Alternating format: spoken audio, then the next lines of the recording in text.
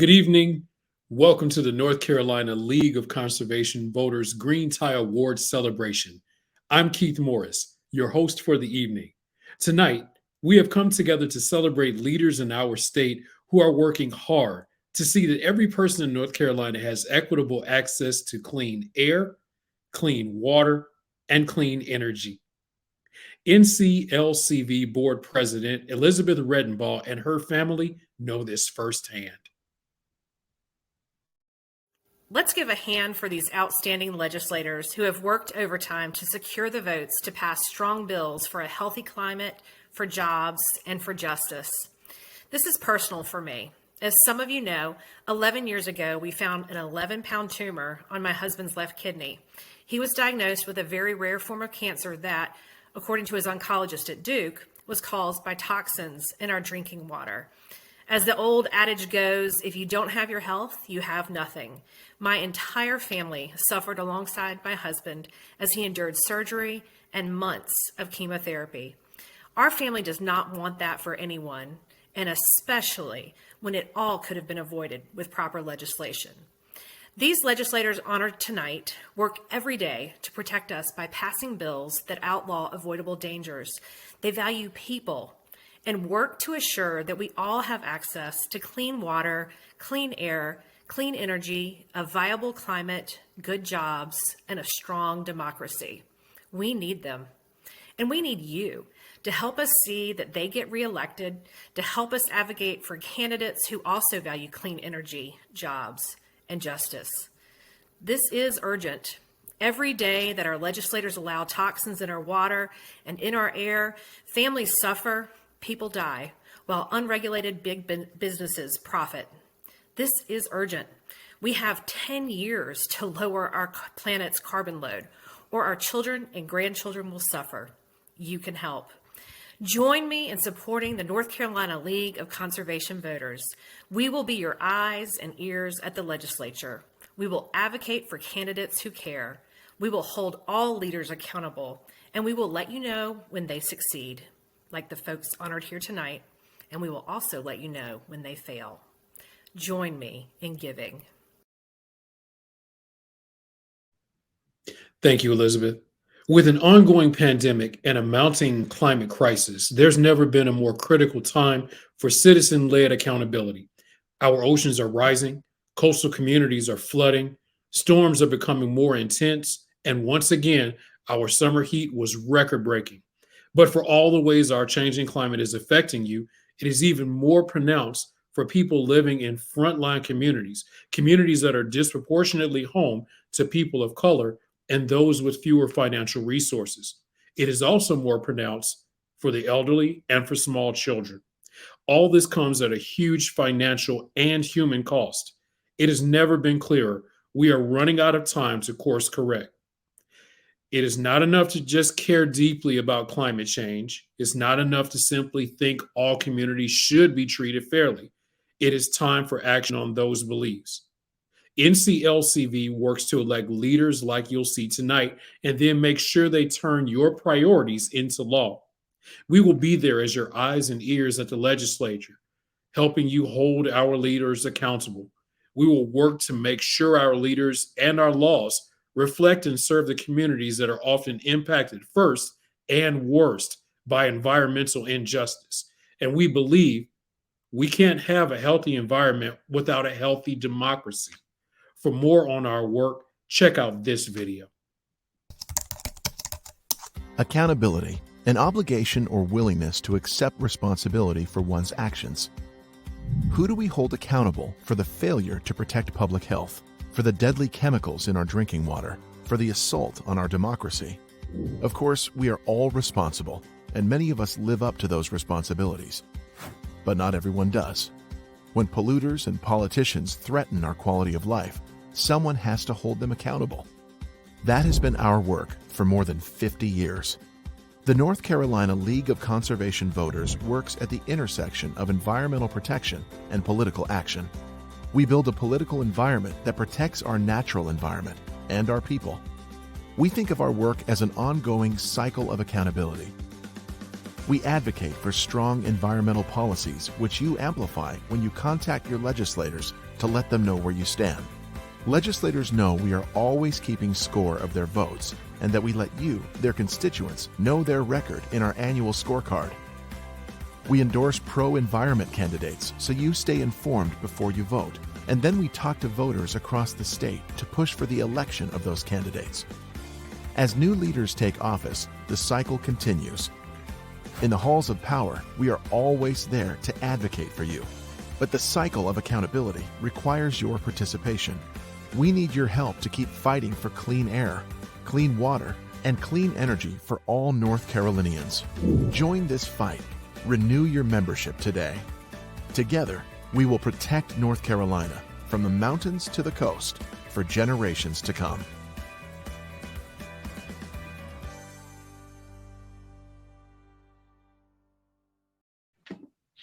Accountability. That is our mission, and we thank you for supporting this important work. If you'd like to renew your membership in this fight tonight and help us fulfill our mission, it's easy. If you're watching on Swell, just click the Donate Now button below the video. If you're watching on Facebook, text NCLCV to 474747. Anyone who gives $75 or more tonight, when they are registered, will be entered into our raffle drawing for 2 special vacation prizes, thanks to our generous board member, Mary Baggett. One at her Blockade Runner Resort in Wrightsville Beach and another in the mountains. You may also see your name on screen or hear me give you a shout out. Along with Mary and the Blockade Runner, I'd like to take a moment to recognize some of our other generous sponsors who have given $2,500 or more to support tonight's festivities and our work. Jim Overton and Mary Mountcastle, Brad Standback, Replacements Limited, Wallace and Norton, Kerry Clark, Linda Edmiston, the Environmental Defense Fund, the Natural Resources Defense Council, Barefoot Press, and the Southern Environmental Law Center. Thank you so much for your ongoing commitment to this cause. Now, let's hear from 2 leaders working each day for clean energy, a strong democracy, and a livable climate. Dion Delegati and William Barber III. Earlier this year, Governor Cooper hired Dion Delegati to be North Carolina's Clean Energy Director. In this policymaking capacity, she focuses on efforts to promote clean energy in North Carolina, including negotiating energy legislation, advancing regulatory efforts, and implementing Executive Order 80 and the state's Clean Energy Plan. An Air Force veteran, Delegati was previously the Environmental Defense Fund's Director of Southeast Climate and Energy. That followed 6 years at the Atlanta EPA Regional Office as Congressional and Governmental Liaison and previous service at the Ohio EPA and the City of Dallas. A graduate of North Carolina Central University and the University of North Carolina School of Law, William J. Barber III is the Strategic Partnership Manager of the Climate Reality Project's Climate Justice Initiative. He is the co-chair of the North Carolina Poor People's Campaign Ecological Justice Committee and serves on the North Carolina Department of Environmental Quality Secretary's Environmental Justice and Equity Board. We are delighted to have them with us tonight to discuss environmental justice and our clean energy future. And good evening to you both. Good evening. The governor recently signed a bill which codifies his clean energy plan to get us to carbon neutrality by 2050. This is great progress, but NCLCV and other environmental and energy organizations are concerned the bill allows Duke Energy to profit on the backs of low-income North Carolinians and allows them too much wiggle room to get out of a clean energy transition. What more can we do to hold Duke's feet to the fire, force a more rapid adoption of wind and solar, and prevent more natural gas build-out and protects ratepayers? Certainly. Would you like me to go first, or William, would you like to jump in? All right. So as you mentioned before in your intro, I think it is essential and dire that we act on climate, and the governor believed that firmly. And that is part of why we work to negotiate the climate bill that you're talking about, the Climate and Clean Energy Bill. The dialogue related to affordability and this bill has been essential. It's been very important. We fought very hard to get stronger affordability components and programs attached to this bill. But at the end of the day, there were philosophical differences among the legislators who were working on the bill. And we were forced to compromise on something that we know is not sufficient to tackle the affordability issue. However, we did feel that there were multiple different levers that we could work on that and intend to work on that, but we felt that this was an essential and key place where we could tackle climate change in a way that we could not in another time or another space. So we worked hard with many of the legislators that this organization supports on a regular basis, and came to what we ended up with in the bill, and that was codifying the state's clean energy goals, requiring the Utility Commission to ensure that Duke gets to 70% reduction by 2030 and net zero by 2050. And so this gives the Utility Commission new tools and a North Star for achieving these goals that they haven't had before. And I think that will be essential. Again, we were unable to get as much as we wanted on some of the other issues, but we know we have other avenues and we have to keep working on those things. Thank you so much. Mr. Barber. Thank you. Yeah, to chime in on that, as was said, the bill, there are some things to be considered and commended in the bill. The bill calls, as Dion mentioned, for reducing greenhouse gas emissions 70% by 2030. That's important. In the midst of a climate and environmental crisis, that's important. We talk about the deployment of renewable energy resources, and protections for smaller solar producers. Those are important and critical pieces. However, the affordability piece has to be central in our understanding and our measure of success when we're looking at climate action. The Utilities Commission estimated that Duke Energy customers could see rates go up by 4.5% by the end of this decade under this current bill. So when we say that there is work to do, that is not to be taken lightly. And there's no estimate yet on the impact that that could have on electricity rates. Understand, we're living in a state where already there are 1.4 million North Carolinians living at or below the federal poverty level who struggle to pay their energy bills, for whom are very familiar with the reality of energy burden, this dynamic that some say the heat or eat dilemma, where families literally have to understand or have to weigh whether they heat their homes, maintain their homes, or feed their families. Racial disparities exacerbate this energy poverty. We know that energy burdened households are more likely to earn less than $20,000 annually and be of African American or Latino descent. The great travesty of this is that overwhelmingly, these are the same communities that make up the communities that are on the front lines of the very climate crisis we claim to be trying to solve.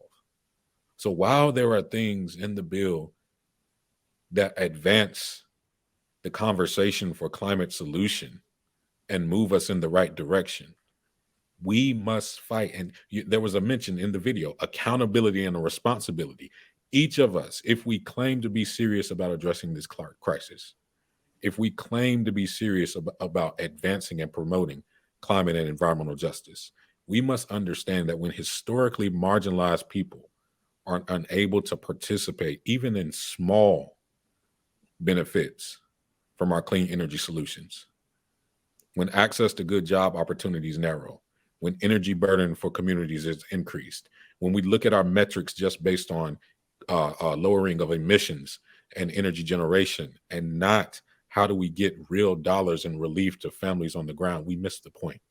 We miss the point. So we have to really advocate on the behalf of frontline communities as policies continue to roll out. North Carolina is also beginning the process of rulemaking to join the Regional Greenhouse Gas Initiative with Virginia, Pennsylvania, and states to the Northeast.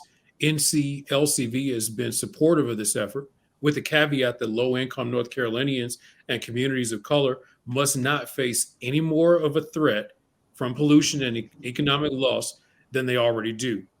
How do we prioritize environmental justice communities in planning our clean energy future so they have an equitable seat at the policymaking table and also benefit equitably from the transition of terms of clean energy jobs, accessing clean energy itself, and the siting of energy projects?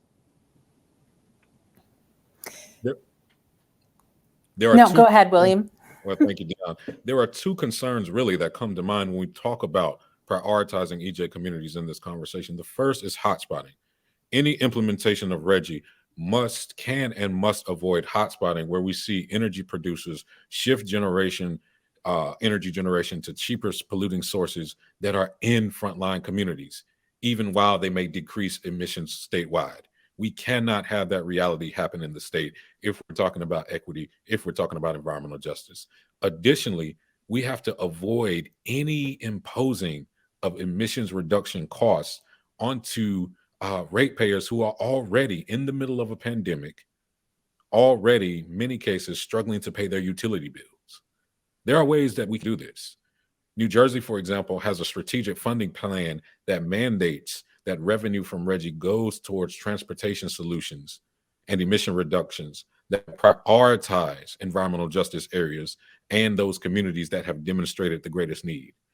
Virginia law, which has joined recently, mandates that 50% of RGGI revenues go to programs that improve energy efficiency, thereby lowering bills for low-income households for those frontline communities.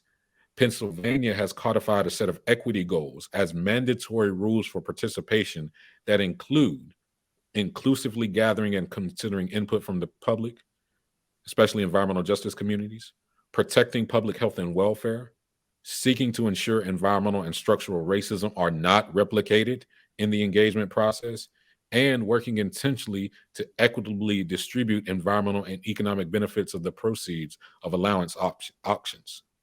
A major component of prioritizing environmental justice communities in policies like RGGI and any other clean energy solution is not just the engagement, but actually looking at clear carve-outs, set-asides, percent investments of any funds that are generated that are going to these communities. When we think about the flow of resources that are going to be coming through the state from now until 2030 in terms of energy generation, battery storage, clean and electric vehicle, if we cannot at the end of this period look back and see exactly what percentage of resources were designated for frontline environmental justice communities, we have missed the window. Equity is not just about engagement. It's not just about having a seat at a table. Equity is not just a destination. It is a process. And we must find clear, mandated ways in our policy to hold our state leadership accountable to a process that invests real dollars, real opportunities, real channels of ownership in the communities that have traditionally been burdened the most by our dependence on the fossil fuel infrastructure. Ms. Delegati. Yes. So as you mentioned, there's been a petition filed for RGGI here in the state. I think we need multiple layers of solutions to tackle these challenging issues, whether it be the affordability issue or our reducing our emissions to address our climate challenges. And so, the petition is moving through the process right now. There's a lot of states who have seen a lot of positive benefits and have implemented RGGI well, like William has just mentioned. However, every state is different. And there is a fair amount of opposition to RGGI from, some of which has been from the environmental justice leaders. Right now, where that is it's going through the evaluation, modeling, and a fiscal note to actually take a look at some of these financial impacts, the fiscal impacts that we can expect from layering this into the set of solutions that we're looking at for tackling our climate problems in the state. So I think it's yet to be seen how this will look, but I couldn't agree more. It is essential that we have all the voices at the table, frontline communities especially. And I think no matter what suite of solutions that we look towards, we need to have complementary programs that drive jobs in the clean tech industry and renewable industries. The governor has established some partnership programs. Halifax Community College has a apprenticeship program in the solar space. Roanoke Electricity is going to be hiring some of those interns. We need to expand upon programs like that to ensure that there are ongoing opportunities for our workforce. We have also, the governor's staff and Commerce have developed the wind supply chain study that takes a look at the manufacturing opportunities and the jobs that can be associated with us trying to achieve the goals that were set forth in the bill that we've had here in the state for a long time, and whether or not we're able to attach that to RGGI and have those funds. There's a dedicated pot of money with any state that joins RGGI that goes to community benefit. And so what that would look like in North Carolina is not clear yet, because our implementation here would potentially be a little bit different than what we see in other places. It would be a consignment auction.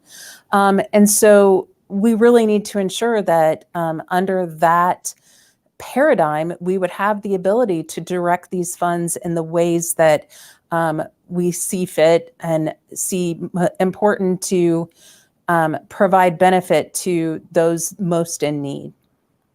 Governor Cooper is joining forces with President Biden's administration, Virginia Governor Ralph Northam, and Maryland Governor Larry Hogan to accelerate offshore wind projects in the Southeast and to make our state a leader in the wind energy manufacturing supply chain. Unfortunately, some of the same local governments and trade groups that helped us stop the previous president's offshore drilling campaign are now using the same concerns about our coastal tourism and fishing industries to oppose offshore wind.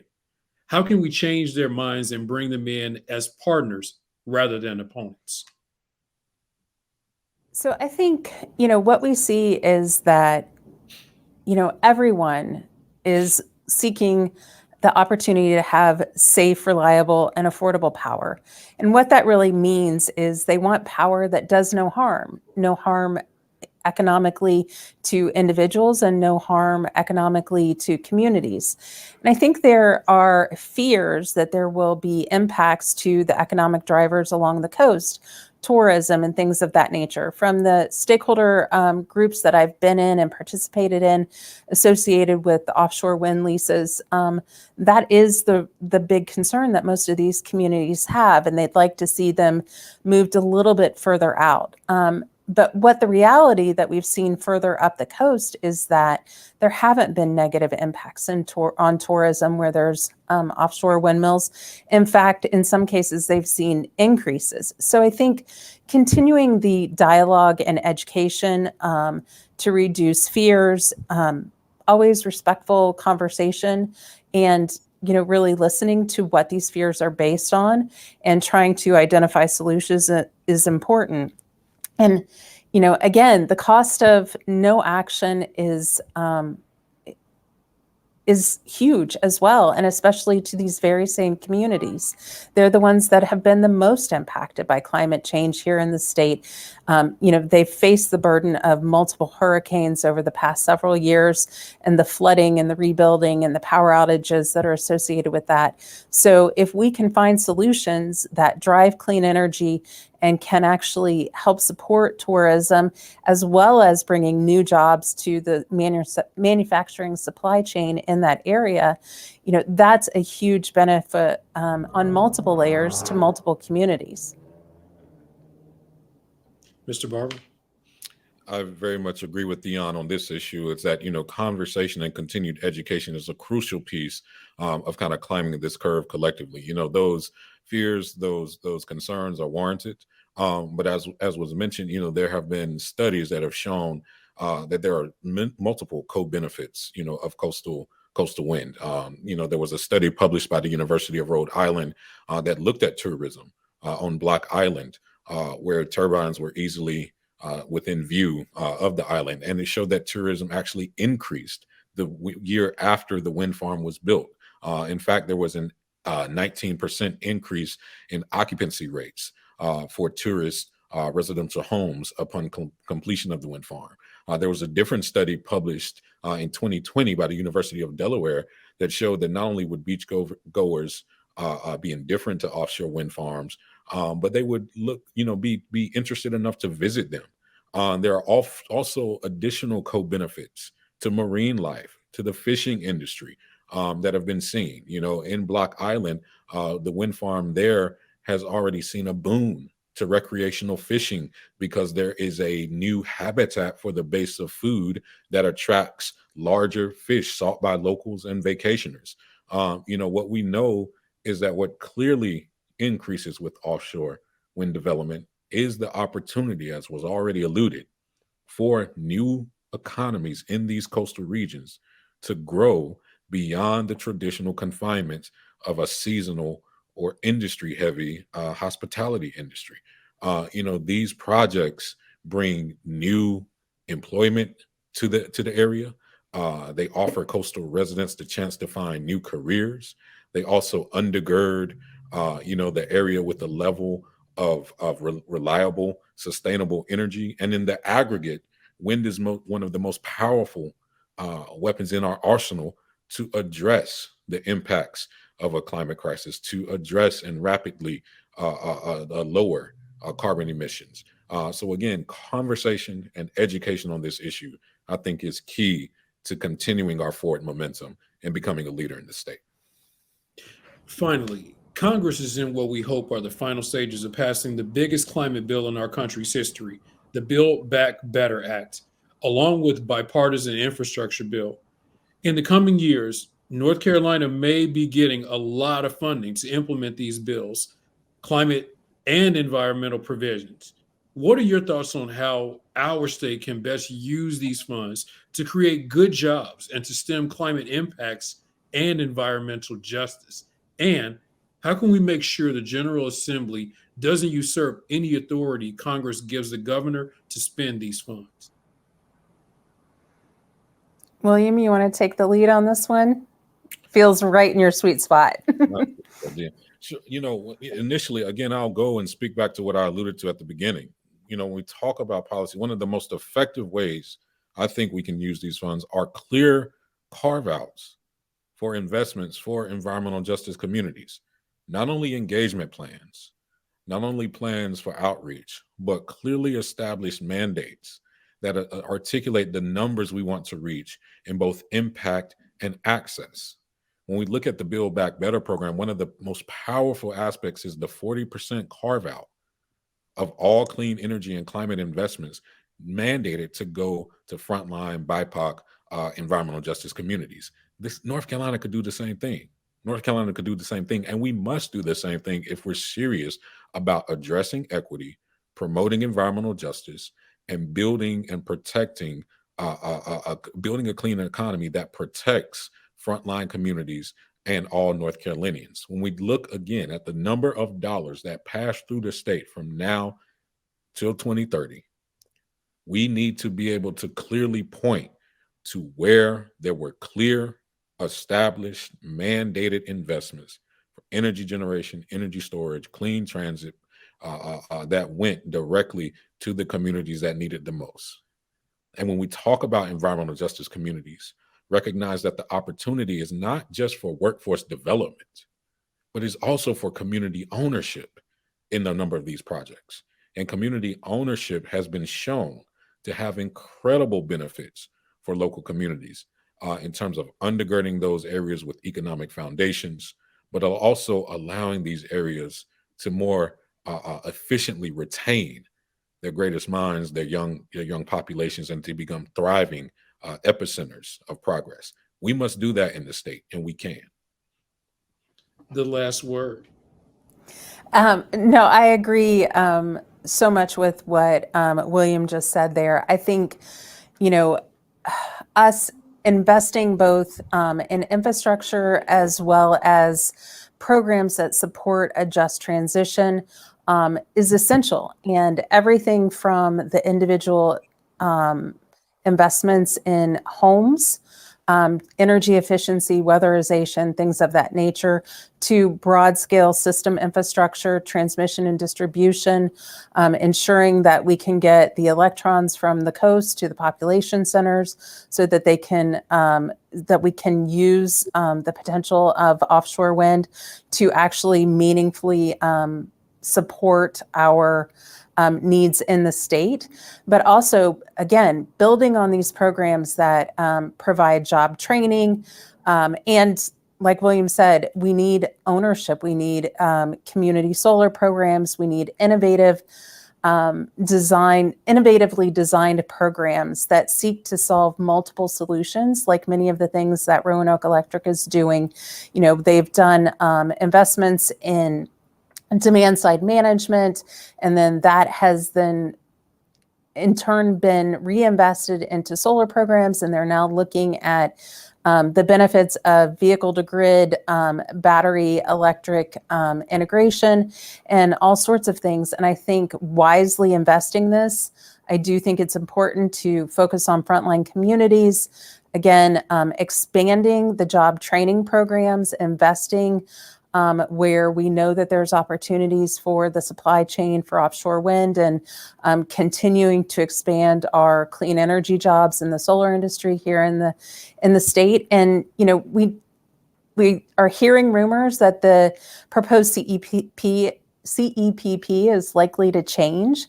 And it may be more incentivized and things of that nature. But I think one of the good things that we are hearing is that those incentives, states like ours who have clear climate goals will benefit largely from those things. But we need to build upon what we've already started with the CARES Act funding. And the Cooper administration already started with energy efficiency and weatherization investment with those funds. So I think it's important that we do a real analysis to see where we need to complement, where we have gaps and need further investment, so that we ensure that we utilize these dollars to the greatest benefit to help the most people. Dion Deligatti, William J. Barber III, thank you both so very much. You've given us a lot to think about. Thank you. And thanks to all of you who have tuned in. If you're tweeting about what you hear tonight, please use the hashtag green tie hashtag, and let's see if we can get this event trending. Remember, you can share this video with your friends on social media just by clicking the share now button below if you're watching on Swell, or the share button if you're watching on Facebook. Let them know why they should tune in and enjoy this with you. And if you find yourself fired up and wanting to support this work, please give tonight. It's easy. If you're watching on Swell, just click the Donate Now button below the video. If you're watching on Facebook, text NCLCV to 474747. Thank you to our generous donors who are giving our work a boost as we speak. Thank you so very much to our recent donors as well. Kate Dixon, former State Representative Lucy Allen, Barton Colbreth, Lisa Price, Houston Wallace, Dr. Forrest Toms. Thank you all so very much. You make tonight and NCLCV's work possible. Here's a great example of what you're making possible. Montravius King is the newest member of the NCLCV team. Montravius is our Clean Energy Campaigns Director, Elected in 2013 to the Elizabeth City Council at the age of 22, he became one of the youngest elected officials in the nation at that time. That year, the North Carolina NAACP awarded him their Political Action Trailblazer Award, and the following year, the Young Democrats of North Carolina named him their Young Elected Official of the Year. You'll see why. Go.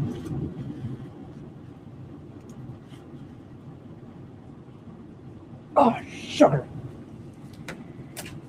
It's the wrong one. That's all right. I know what to do. Montravius, here it is. And Hi, I'm Montravius King, and I'm proud to serve as Director of Clean Energy Campaigns for the North Carolina League of Conservation Voters. It is no secret that a clean energy revolution is sweeping across America, underscored by the steady expansion of the United States renewable energy sector. The clean energy industry generates hundreds of billions in economic activity and is expected to continue to grow rapidly in the coming years. There is tremendous economic opportunities for the states that invent, manufacture, and export clean energy technologies. Building towards 100% clean energy will continue to be one of our main priorities. Renewables were the only energy source for which demand increased in 2020 despite the pandemic, while consumption of all other energy sources declined. With already the second highest installed solar capacity in the country, a population that, according to polling, strongly favors this goal, and candidates who will advance it, we are poised to lead our state into a clean energy future with strategically targeted campaigns. The excitement from the limitless possibilities is most certainly fair. However, with that excitement comes real challenges that stand in the way of a just transition. That is why we need all hands on deck. And transitioning to a clean energy future, we have a moral responsibility to make sure the communities that are disproportionately harmed by the impacts of climate change, namely Black and brown communities, have a seat at the table when making policy, benefit equitably from the investments and innovations, and have equitable opportunities to prosper in the high-paying clean energy careers of the present and future. We look forward to working with all of you and our state, local, and federal leaders in advancing and promoting clean energy. Former Vice President Al Gore was correct when he said, "The science is clear. There is no time left to waste." We must feel the fierce urgency of the moment and do all we can to reduce emissions, save our planet, and revolutionize our economy. Thank you. Clean energy, clean water, and clean air are critically important to all North Carolinians. So are diversity, equity, and inclusion, a strong democracy, good jobs, and a healthy environment. This is the work we all do, from the individual voter to the President of the United States. Tonight, we celebrate the work of our environmental champions, but tomorrow we're drilling down to the local level. Tune in at 7 p.m. tomorrow night for a live virtual discussion about what the federal climate bill will mean for our communities. One of tonight's awardees, Senator Natalie Murdock, will moderate an awesome panel of mayors from across North Carolina who are supporting President Biden's Build Back Better Act. And we'll also hear from Congresswoman Deborah Ross with an update from Washington. You won't want to miss it. Tune in on YouTube or Facebook Live on our sister organization's page, the North Carolina League of Conservation Voters Foundation at NCLCVF. The event is sponsored by the Foundation's Power the Vote team and Dream Corps Green for All. Speaking of sponsors, I want to thank some of our recent donors for chipping in tonight. Our former Green Tie winner, Dr. Lawrence Cahoon, our mobilization director, Rashad Gibson, board member Bob Kingery, foundation board president Mary Beth Powell. Please join them tonight by texting NCLCV to 474747 or by clicking the Donate Now button below on Swell. And now, a look at why your vote matters and why we must fight to expand ballot access for disenfranchised communities. That will be followed by Dan Crawford, our Director of Governmental Relations, who will present our first award of the night.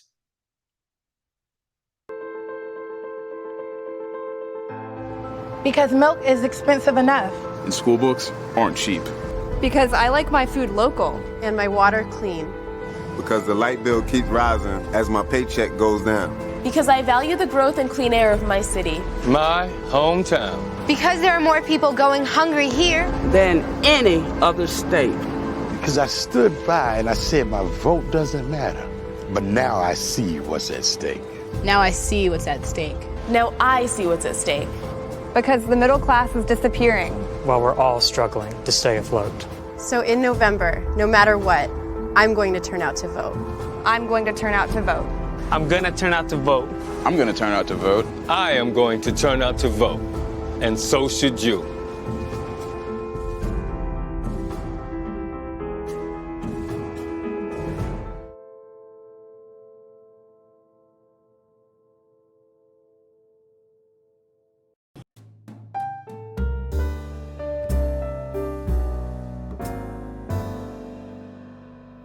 Our first awardee of the night is a great example of local leadership.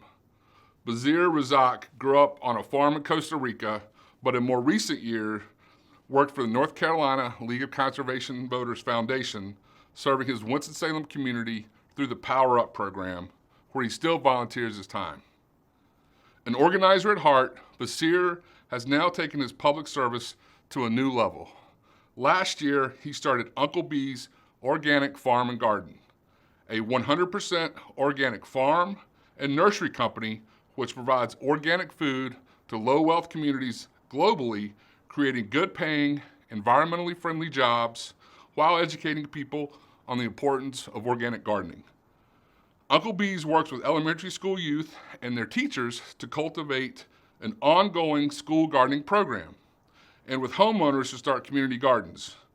Basir strongly believes that urban garden is beneficial to a community's health and well-being. His mission is to reduce the impact of food deserts in low-income areas and make sure residents of all ages have fresh and nutritious food available to live a healthy life. His goal is to have a garden in every yard or at least in every community, which he believes is vital to fostering both a clean environment and healthy economy. I'm happy to call Basir a former colleague, so it makes me even greater honor to award him the 2021 Catalyst Award.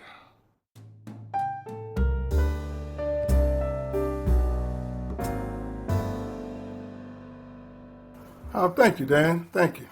I'm so honored to receive this award tonight. And I also would like to give thanks to the people that are responsible for me even getting here. And that's my Power Up family, Rashad Gibson, Fiona Shivers, and Miss Yvette Jones are three, of course, that have always stood and helped and getting me here to this point.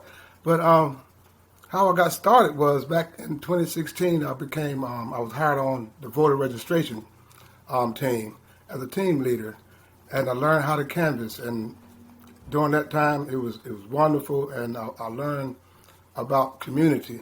And so after that season ended, I was asked to come over to Power Up, brought in by Rashad Gibson. and I learned how to organize in the community. And this is somewhere I come from, so it really agreed with my nature and who I am. So I stuck with it and learned about organizing, and I moved on to my business. I'm Uncle B's Organic Farm and Garden.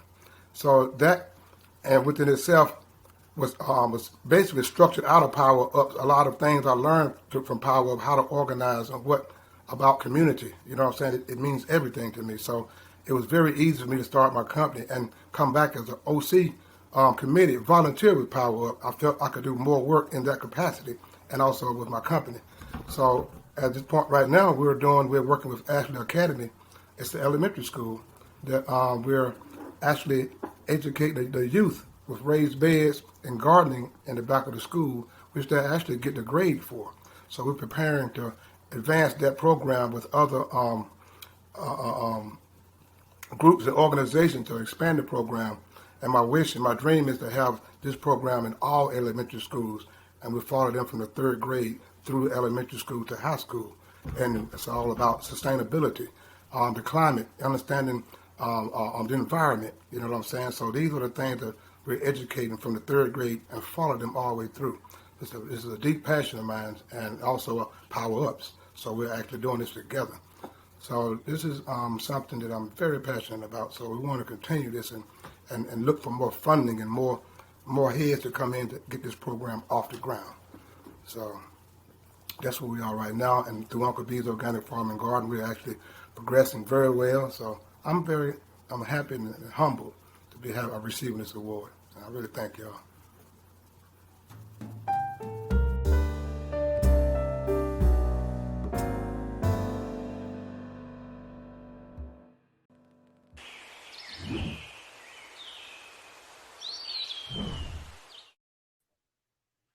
Thank you, Bazir, for going to bat for our shared values, especially in these challenging times.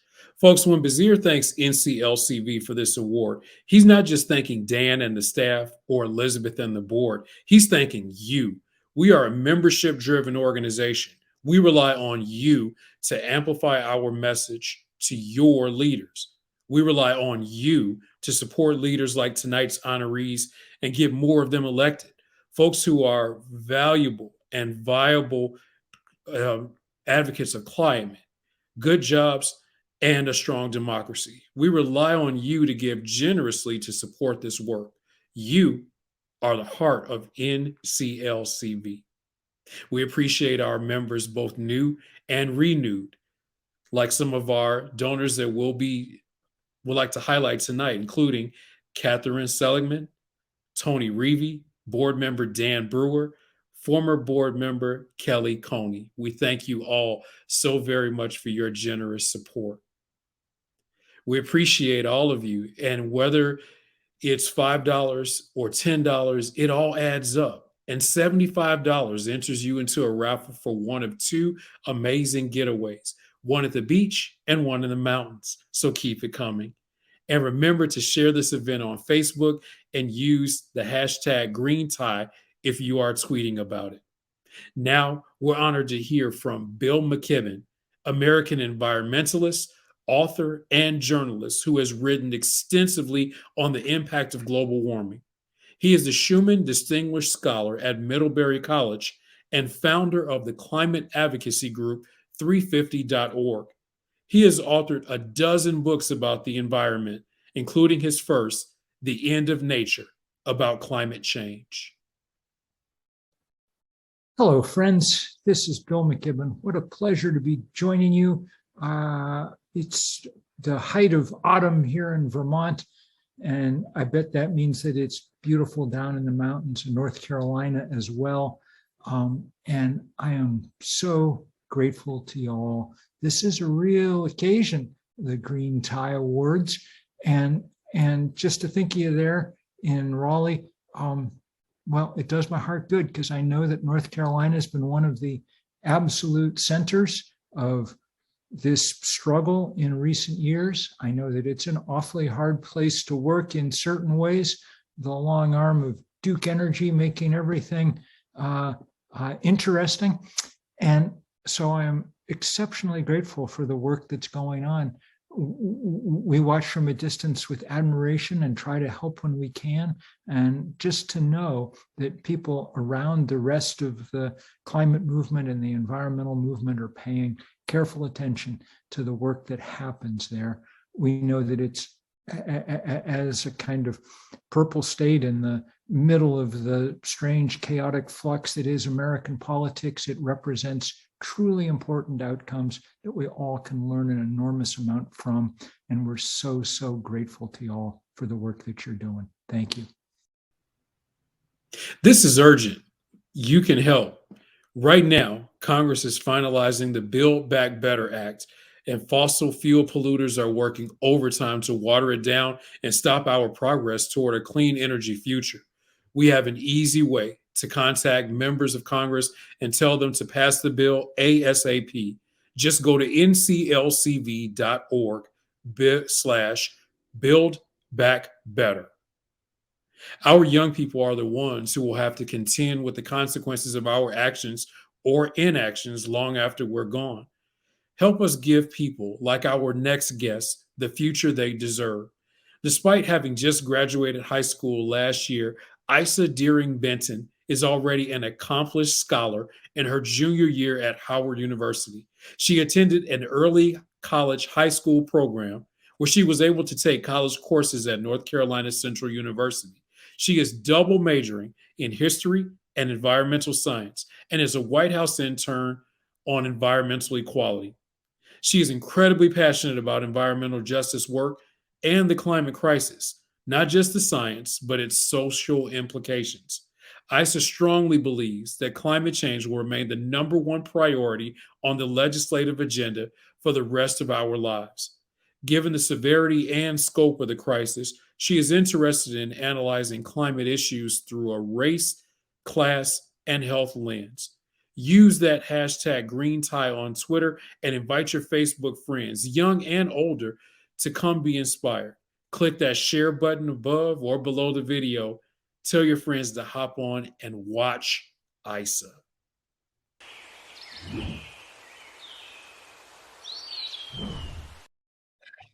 Hey y'all, my name is Isa Deering and I use she, they pronouns. I'm currently a senior environmental science and history major at Howard University from Durham, North Carolina, and I'm so excited to present how climate change is a social justice issue and how we need to work together in order to combat the climate and environmental crisis.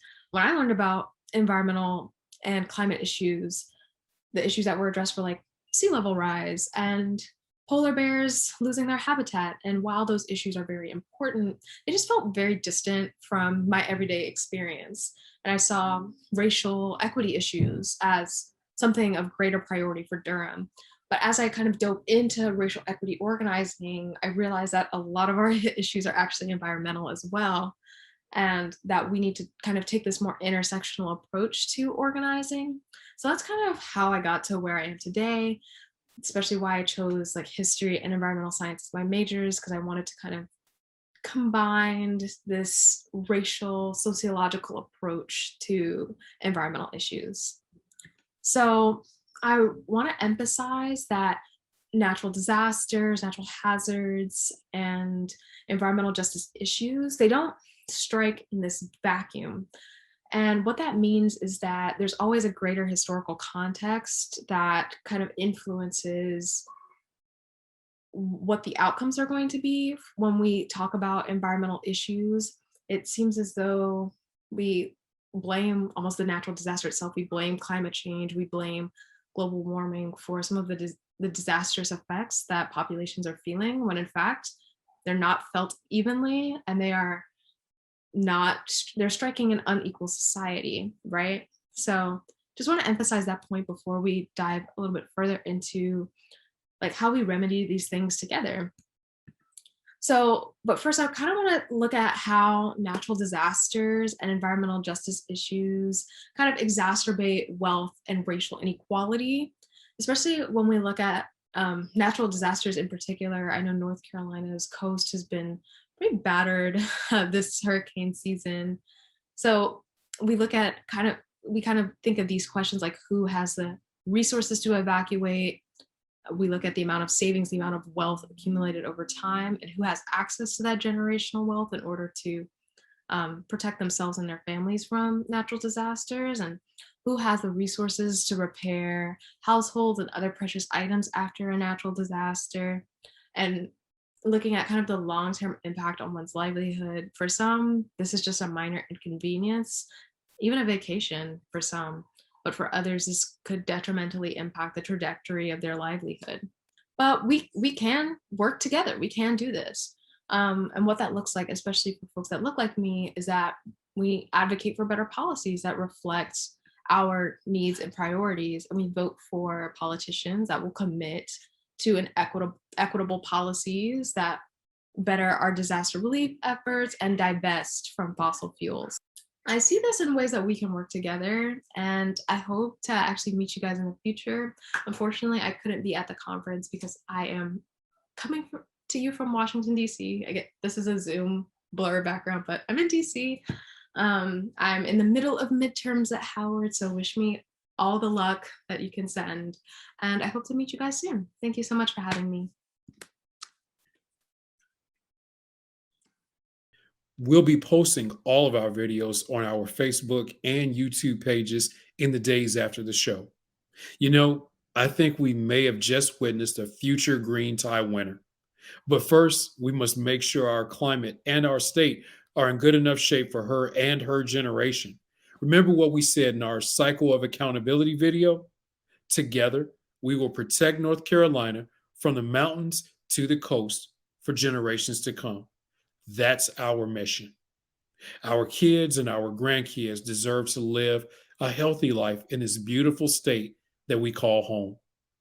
Now, let's welcome Dan Crawford back to the virtual stage to introduce our next two honorees who have spent years working for clean air, clean water, clean energy, a strong democracy, and a viable climate. Dan?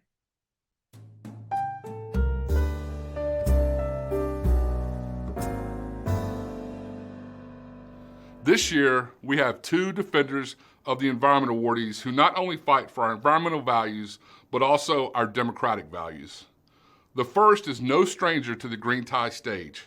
She is a tireless advocate for the environment and has multiple awards for those efforts. But this year, she's getting an award wearing a different hat. We are the North Carolina League of Conservation Voters.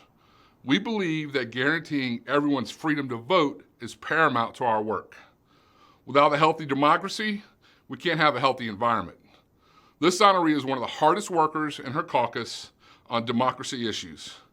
She led negotiations on House Bill 1169, the bipartisan law that helped make 2020 election a safe and fair contest in the middle of a global pandemic.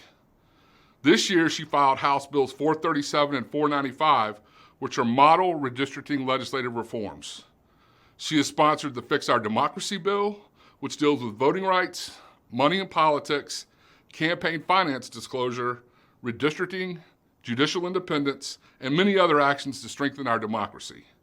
She has also led the way on defending against bad legislation like Senate Bill 636, which would have shielded dark money donors from sunshine. I could go on, but you get the point. Representative Pricey Harrison is on the front lines of protecting our democracy and our environment, and we gladly bestow our Defender of the Environment Award to her for 2021.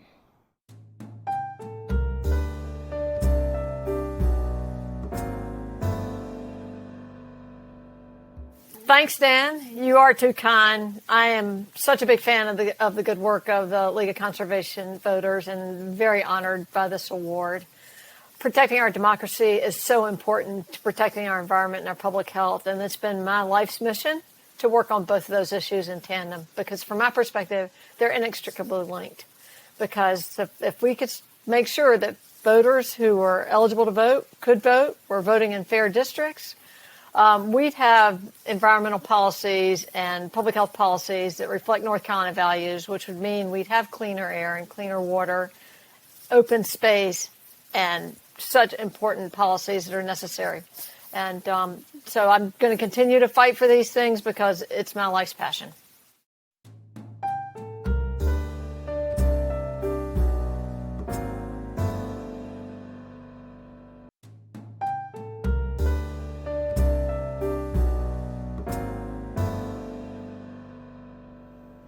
Senator Natalie Murdock is our next Defender of the Environment awardee. As I said earlier, citizens must be able to vote so they can choose leaders who will advance their values, including their right to clean air, clean water, and clean energy.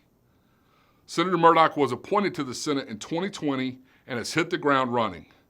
She has been both a behind-the-scenes and out-in-front fighter for our democracy. She works behind the scenes to make sure her caucus has all they need to fight bad legislation. She has led 4 speeches on voting rights and is claiming the role as the pro-democracy leader amongst her Senate colleagues. Senator Murdock's speech on anti-protest House Bill 805 laid bare the sponsor's false claims and was recognized as a model against anti-democracy legislation. She helped organize a delegation to Washington to promote For the People Act and the John Lewis Voting Rights Act. Senator Murdock does not hesitate when asked to fight anti-democracy or anti-environmental legislation. We look forward to watching what is next for this rising Senate leader. It is my honor to award Senator Natalie Murdock the Defender of the Environment Award.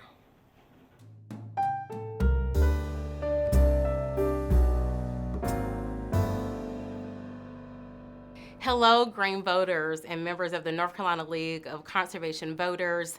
Honored to be here with all of you today. My name is Senator Natalie Murdock, and I am thrilled, elated, and more than anything, humbled to be honored as a Green Tie Award recipient. Myself and so many other of my colleagues that have been champions for the environment for years. Myself, it goes all the way back to the days where I would literally dig through my parents' trash in the event that they were not recycling to remind them of the symbols that were readily available to them to know how to properly recycle. Have been a champion of the environment for some years, which led me to run to be a soil and water supervisor serving Durham County before becoming a state senator. So when the opportunity presented itself for me to serve my entire state as a state senator, was honored to do that, and even more honored to serve on the North Carolina Agriculture and Energy Committee. So just really, really honored to be here and continue to serve all of you in a greater capacity. The Green Tie Award means so much because not only am I a green champion, but I pride myself on being a brown green girl. It is very important to me that legislators of color are also at the forefront of not only the environmental movement, but making that connection to our everyday communities, which I will talk about a little bit later. Let's touch on climate change. I've been a huge champion for Black maternal health this year, and folks actually miss the connection to climate change. If you live in an area that is hotter, that does not have the best environmental quality, best air quality, that can impact your ability to have a full-term and healthy birth. So issues that folks don't even link together and imagine really are impacted by climate change. Being that I am 37, I do believe that the younger the folks are, I can't tell you how many young people in middle school and high school write me letters from all over the state. They're really concerned about climate change and global warming. It is the issue of our time. So being that I'm also a millennial legislator, it is on the top of my list to look at the intersection of all of these issues and how it impacts the environment. Environmental justice. We know that our planet is getting hotter. Right here in North Carolina, we're having more and more storms that are more severe, from flooding. I have family in Wilmington. They have to have credit cards that they put to the side, knowing that they will be forced to leave their homes possibly every year. But what if you can't afford that? What if you simply don't have the opportunity to put away $1,000, $2,000 to stay in a hotel until FEMA can figure out a way to give you assistance as we have more and more storms? We have to talk about resiliency. We have to talk about how we're going to build communities that can withstand these storms. One of a million reasons that show us why we have to take climate change very, very seriously, including right here in our backdoor North Carolina. Also in Wilmington, having issues with the quality of their water. So many reasons to continue to be a green champion.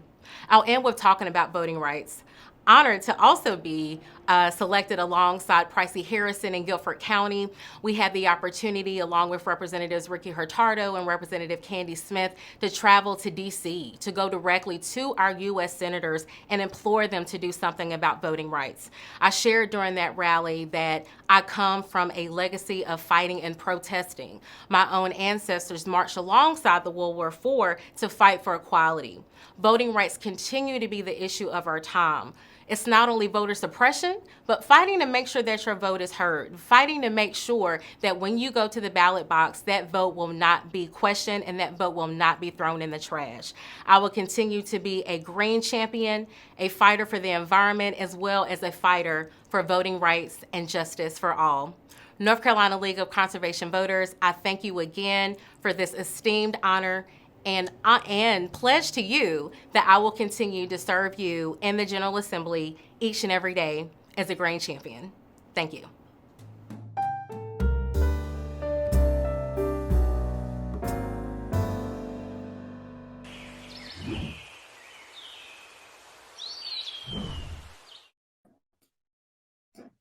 Next, we'll hear from someone who has been in this fight for a long time, the president of the National League of Conservation Voters, Gene Karpinski. Gene, thanks for joining us tonight. Thanks so much. It's great to be here. I don't think other than last year, I have not missed a Green Tie event in person for about 10 years. So I really miss getting down there. Let's hope next year we can do all this in person and really get to celebrate. Hats off to Carrie, who stays behind the scenes, but is the leader of North Carolina LCV. Dan is the front man, and Dan's fantastic. Elizabeth, thanks to all the great board members that you built in a great organization. So congrats. We're great partners. Just so you know, Carrie's on our board, the national board of LCV. So all good with that.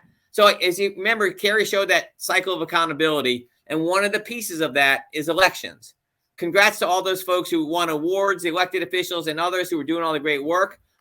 We work a lot on elections. As you remember, I talked last year about how North Carolina was a critical state as we looked at the map of the country in terms of what elections were going to happen. And let's be honest, we didn't win every race in North Carolina. President Biden didn't win North Carolina. You didn't win the Senate seat, but you reelected a great, fantastic governor in Governor Cooper, a great attorney general, Josh Stein, some new House members that you sent to Congress, and some state legislators as well. So there were some really good pieces, but not everything was perfect. But a shout out to Governor Cooper for all his leadership in so many ways. And as we know, elections have consequences. So we didn't win. Biden didn't win North Carolina, but he won barely, but enough around the country. So we do have a new president. And thanks to his excellent choice, we now have Michael Regan, the head of your local EPA, now running the EPA in Washington, D.C. He's a fantastic choice. He's a visionary leader. He's got a lot of tough work to do, but we're great to have Michael Regan on the national team. Thanks for having him do so much great work with the folks down there in North Carolina for so many years before that. So that's a great piece. And I think as a couple of y'all alluded to, this is an historic moment because elections do have consequences at the national level. We do have a new president who cares deeply about climate change. We have a new Senate leadership who cares deeply about climate change. We have Speaker Pelosi, still Speaker of the House, and she cares deeply about climate change. And we are on the cusp. Literally, I hope, fingers crossed, it's been a long slog in the next handful of days, if not tomorrow, to actually make to begin to make historic progress on fighting the climate crisis. President Biden had a visionary plan that he campaigned on that helped him win the election, frankly, as more people turned out because of his vision on climate. And now we're in the middle trying to get big pieces of that passed.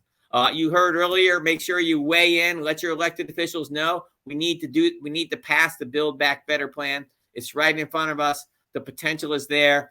If we can win this, it'll be historic. It'll be transformative. It'll be the biggest investments in climate change we've ever seen. It won't be everything. We're still going to need to do more work. We're going to have to make more progress in the states. We're going to have to use executive authority by Michael Regan and head of EPA to do some executive regulations and rules as well. But if we can pass this bill in the next few days, it'll be historic and transformative. So thanks for all you've done to help us get to this place. Thanks for being a part of it. And by the way, thinking about elections, we'll still look ahead to 2022. And yes, North Carolina will be important again. Both the state legislatures with new redistricting, which will be a complicated process, as you all know better than me. The U.S. members of House will have different districts, trying to make sure we get more champions there as well. and as you know, a incredibly important open Senate seat. We need a climate champion to come from North Carolina to give us a bigger pro-climate majority in the United States Senate, and North Carolina can help make this happen. So thanks for all the great work you all do. Thanks for your great leadership and your team. Congrats to all the people who won awards tonight. And let's keep fighting. We're in this together. We have a chance to make historic progress in the next few days. Let's get it done. Thanks, folks. Thanks again, Gene. What we do here tonight and in the days to come will decide the future of our state and our country. Spread the word, click that share button, and keep giving to enter yourself for a chance at our vacation prizes. Again, click the Donate Now button below if you're on Swell, or text NCLCV to 474747. Thank you so much to Melvin Montfort, State Representative Joe John, Board President Elizabeth Redenbaugh, tonight's honoree, State Representative Pricey Harrison, Carolyn George, Ethan Blumenthal, our new Boards and Commissions Director, Kerry Wiggins, Halsey, and Hoyt Hilliker. Thank you all so very much. And by your generous donations are helping to ensure our future is successful. Speaking of success, our final two awardees have spent a lifetime building the environmental protection framework that has made North Carolina such an attractive place to live, work, and play. For the last time tonight, we return to Dan.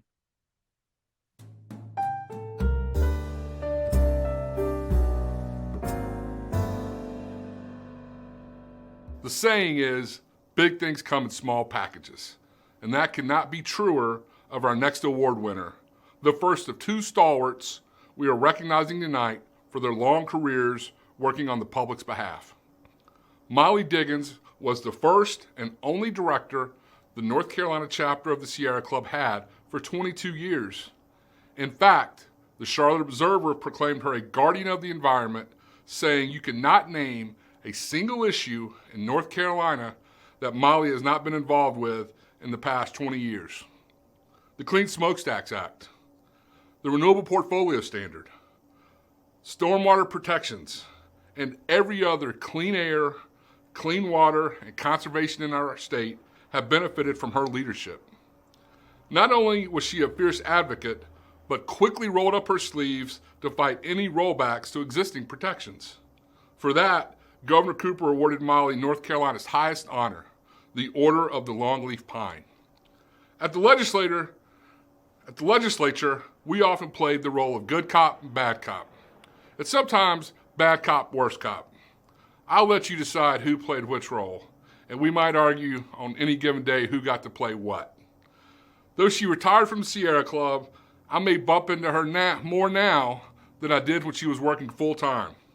Just last week, I saw her at a fundraiser with Governor Cooper bending his ear, I'm sure, about environmental protections. I am honored to give Molly Diggins our Jane Sharp Lifetime Achievement Award.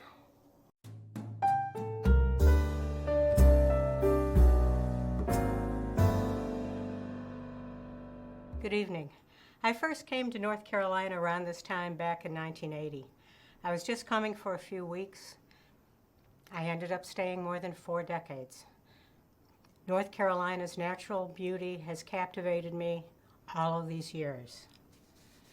But it was the people I met here, people like yourselves, who engaged me on the issues. It was their passion, their knowledge, and caring for people and places that inspired me. You know, it's easy during these troubled times to romanticize past victories, to think it was easier then, whenever then was. It wasn't. Time and again, it seemed some challenges were just too big. We'd never get there. But think about it. How many times have we stopped drilling for oil and gas off our coast? How many polluting coal-fired power plants have we retired in our state? And where would we be today if we had given up on the Clean Smokestacks Act, or making large-scale clean energy possible by passing the Renewable Energy Portfolio Standard? Then there are our much-loved public lands. The pandemic has connected North Carolinians with these places in new and deeper ways. Just think for a moment about some of the many places we have helped to protect for future generations. DuPont State Park, gorgeous state park. Stopping the road to nowhere in the Smokies. The multi-year fight to stop the Oregon Inlet jetties. Protecting wildlife and refuges by challenging the outlying landing field, and so many more hard-fought successes. But there's more. Over the years, we continued to insist that big money couldn't trump environmental justice concerns. Community groups successfully defeated plans to put Titan cement on the banks of the Cape Fear River, or to turn rural North Carolina into the Yankee dump of the East Coast with mega landfills. Today, it is impossible to overstate the importance of this moment. We have a long road ahead and time is short.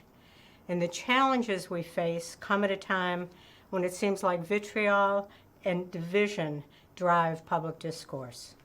Let me say this. The environment is essential. It intersects with nearly every aspect of our lives and every social issue. It's time that we recognize that climate change is a human rights issue and one that we must address together. Although the challenge is bigger than anything we've faced, I am confident we can prevail. I find hope in new announcements coming almost daily now. Companies are investing billions to ramp up the production of electric cars, and at long last, offshore wind is a real possibility for our state. But the foundation of winning on important environmental issues starts with fair elections and with who we elect. My sincere thanks to the North Carolina League of Conservation Voters and to all of you for your work in this space. My special thanks to Representative Pricey Harrison and Senator Natalie Murdock, quite simply for never giving up. Over the decades, we have pushed through time and again, and with your commitment, will again. I have confidence in you. And finally, my personal thanks to NCLCV for the honor of this award. Thank you.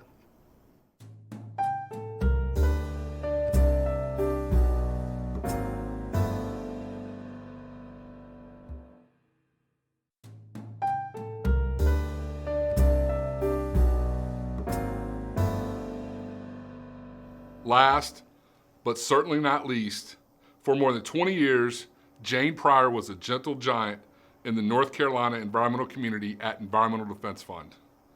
Savvy, smart, strategic, personable, polite, and charming, her leadership helped pass some of the most effective environmental policies in the Southeast, like the Clean Smokestacks Act, like the Renewable Portfolio Standard, like reducing pollution in watersheds. Beyond that, she has been and continues to be a mentor for so many across our community who share in the daily work to advance our righteous cause. Jane's calm and focused approach made her highly successful. Her father chaired the Governor's Year of the Coast Commission. Her mother was an original board member of the North Carolina Nature Conservancy.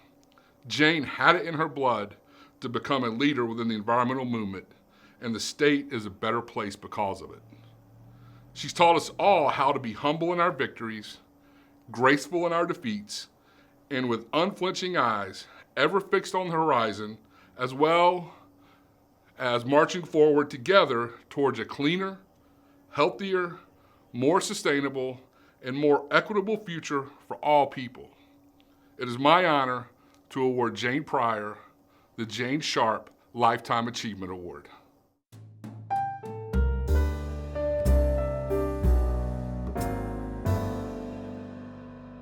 Thank you, Dan, and thanks so much to LCV. I've participated in a lot of Green Tide dinners over the years, celebrated some terrific environmental warriors, so truly I'm very honored, very humbled by this award. I give a shout out to my EDF colleagues who are the reason, their dedication and work are the reason I'm sitting here. And it's special to share it with Molly Diggins, my colleague and who is just a influential force in the environmental movement and a truly superb political strategist. And really, first, I love this chance to tell Carrie Clark and y'all what a good friend she has been to me professionally and personally. I respect the work that Carrie and the team are doing with equity and inclusion and how important that's going to be to help us push forward for the environmental and conservation community. Through LCV, I also met our one and only Nina Schlossberg Landis. And she has been such a model for many of us in the environmental movement with her fire and passion and willingness to get in the trenches and get things done. So she really walks the walk, or really for Nina, as we all know, she runs the walk, but she's been a terrific influence for all of us. So when I came to work at Environmental Defense Fund, I had had earlier career in professional tennis and college coaching, where, of course, sports, you get used to a lot of winning and losing. But at the end of the day, I could pick up my racket, go home. It didn't really change the world in any way. But what you're doing is impacting the world. And you're dealing with some tough opposition, with wins, losses, small steps forward, small steps backwards. And you know what's required of you is a deep reservoir of resilience and determination. So I know you can't pick up your racket and go home, and you better not do that either. So I have deep gratitude for the staff and volunteers on the front lines, for those of you serving on boards, for those of you stepping up with critical financial support to advance the cause. And, you know, you're all warriors, and you've got to keep replenishing your reservoir by getting out in the beauty of North Carolina or whatever renews you, because we need you to keep going. And the last comment I'll say is, you know, now watching the environmental community from a distance, I can see that your work is reaping dividends. It is paying off because there is a more serious awakening among a broader constituency to how vital a healthy environment is to our lives, to our livelihoods. And there's more fire and passion about tackling climate. So yes, we're all facing some extreme opposition, but the forward movement is happening. And some of us looking at a little bit at a distance can see it. So thank you so much for this honor. Thank you for all the work every one of you is doing. Keep at it. We got to turn the tide. Thank you.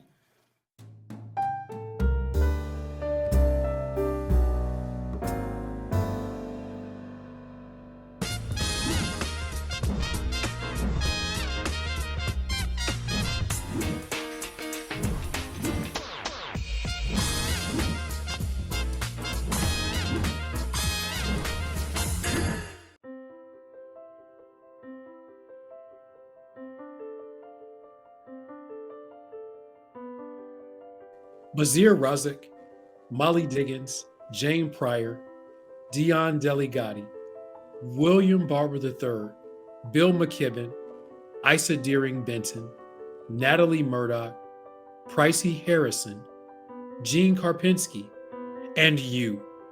You give us hope.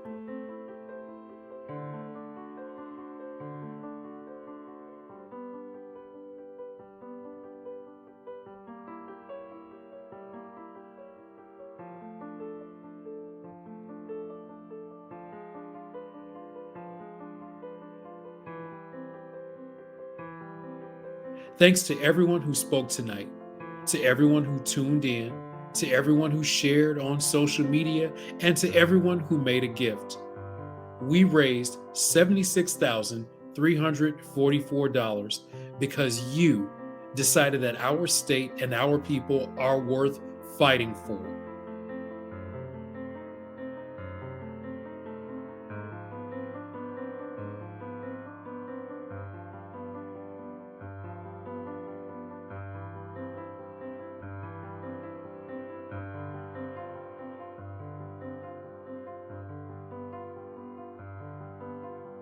Stay involved. Visit our website, nclcv.org, and sign up for our important email updates.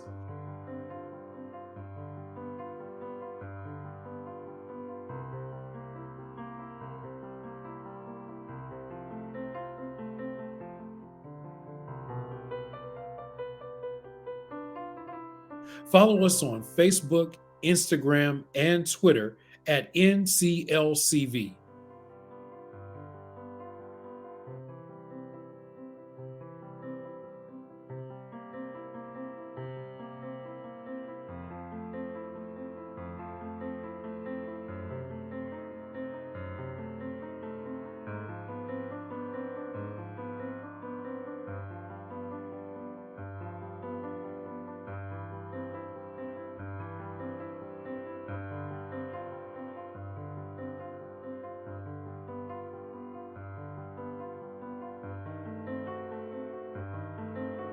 Together, we can change our world and build a political environment that protects our natural environment and provides equity for all our people. Thank you for sharing this evening with us. Have a good night.